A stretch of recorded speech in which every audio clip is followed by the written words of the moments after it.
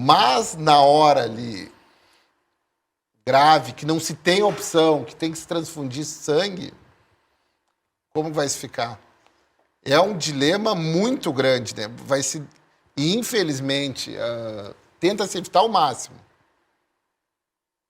Mas eu fico pensando nos colegas que trabalham no Hospital de Pronto-Socorro, no Hospital Cristo Redentor, que recebe os politraumatizados, que recebe os pacientes eventualmente baleados, que sofreram, perdendo grande quantidade de sangue, e não se consegue substitutivos para esse sangue. Esse é o grande dilema, e que agora o judiciário enfrentar essa situação, vai tomar essa decisão, mas para que situações, né? Ô, Guilherme, nesse caso aí que o doutor Eduardo relatou, né, tá uma situação de emergência, a pessoa está entre a vida e a morte.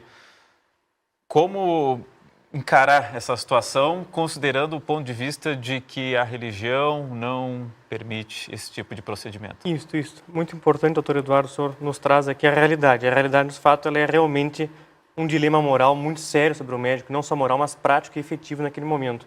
Agora, o que também me parece muito importante nós considerarmos, e é por isso que também esse julgamento do Supremo se revela ainda mais necessário, é que nós tenhamos uma objetividade no direito. Como o senhor acabou de referir, ter um julgado num sentido e julgado no outro, isso não é objetivo. O médico precisa ter uma segurança mínima, expectativa do que vai acontecer em relação à sua conduta. Isso me parece que nós temos como um pressuposto, a necessidade que seja minimamente objetivo. Agora, o que eu insisto aqui, e acho que é muito importante nós termos em mente também, é de que não se trata, e eu disse isso antes, de um mero capricho ou um mero desejo. Se trata de um dogma religioso daquela pessoa. E neste estado de coisas, neste estado constitucional, que nos foi elaborado pela Constituição, nós temos que liberdade religiosa também é muito importante. Não só acessório, mas direito fundamental. Então, a mim me parece que, claro que nós temos casos trágicos, nós temos dilemas morais agudos, isso não tem dúvida, ninguém está menosprezando um lado ou outro. Mas o ponto é, o ordenamento jurídico consagra nessa equação uma série de elementos, como dignidade da pessoa humana, autonomia do indivíduo, liberdade religiosa e, é claro, a laicidade do Estado. E diante desses elementos, eu insisto, não consigo chegar num outro resultado do ponto de vista jurídico que não seja efetivamente reconhecer a legitimidade do paciente, testemunho de Jeová, recusar-se a transfusão de sangue. E deixar eventualmente o paciente evoluir a óbito, se aquela for a única opção? De fato, o ponto que o senhor nos apresenta é justamente o ponto mais trágico de todos. Mas eu insisto, havendo uma manifestação de vontade livre, esclarecida, de nenhuma dúvida, obviamente prévia a isto, se a pessoa tem a vontade por uma determinação religiosa dela, de não ser submetida à transfusão de sangue. Pode-se aguardar, então, ficar observando ela evoluir a óbito. Vamos observar. Mas o senhor, da sua perspectiva, é claro, entende que nós vamos colocar no bolso, fazer pouco caso da crença religiosa dela. Não estou falando isso, tanto que eu insistir. estou fazendo um questionamento, até como saber como me portar nessa situação. Eu até estou lhe perguntando, não no sentido, não. De forma alguma, deixar de lado. A autonomia do paciente é uma das coisas que mais vem se tornando importante agora nas últimas edições do próprio Código de Ética Médica. Nós temos que levar muito a sério a autonomia do paciente. Não se resta dúvida disso. Eu estou perguntando naquela situação onde, esgotada todas as outras opções,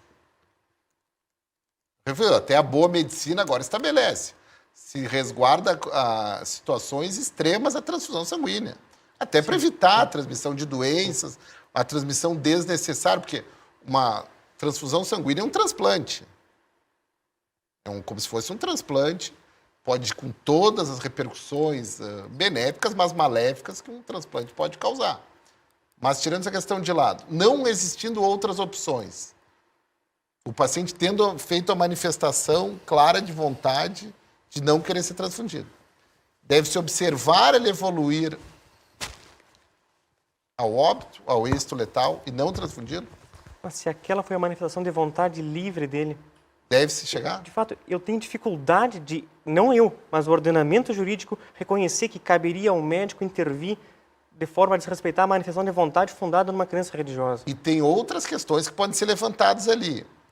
o paciente tomou essa decisão em condições normais, onde ele estava bem, saudável, como se fala, lúcido, orientado e coerente.